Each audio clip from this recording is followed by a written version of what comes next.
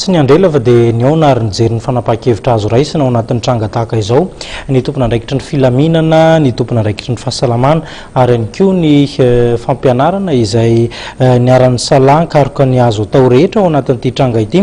Ny avy eo anivon'ny mpitandro ny filaminana dia efa nanamafy fa efa azo zany ny fanampim-baovao momba ny nanaparitaka ity tsao ity endrasana ny fanapahan-kevitra raisina ao anatin'izany rehetra izany araka ity fanampanazavana ity.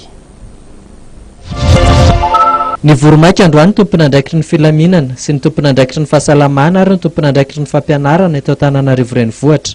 Nandray fiapetravetrana ireo tompona andraikitra ireo fa mitoy ny fampianarana eto Antananarivo rapitso ary sy ny fitandrona filaminana apetraka eny anivon'ny sekoly tsirairay avy. Ka eo anatrehan'izay dia mitoy ny fampianarana rapitso, mianatra ny mpianatra hisy force déployé zany eny amin'ireny toeram-pianarana ireny, tsy force anao vaccine ireny fa hiambina ny sécurité ny mpianatra sy ny mpampianatra sy ny ray aman-dreny. Zay zany no fipetra ho raisina manomboka andraony alina dia efa misy dispositif apetraka mandra-parain'ny andro. Ka eto zany dia mampitandrina an'ireo mpanakota fa hisy sazy enjana zany ho an'ireo zay tratra efa identifié io ary misokatra ny fanadihadiana ankehitriny.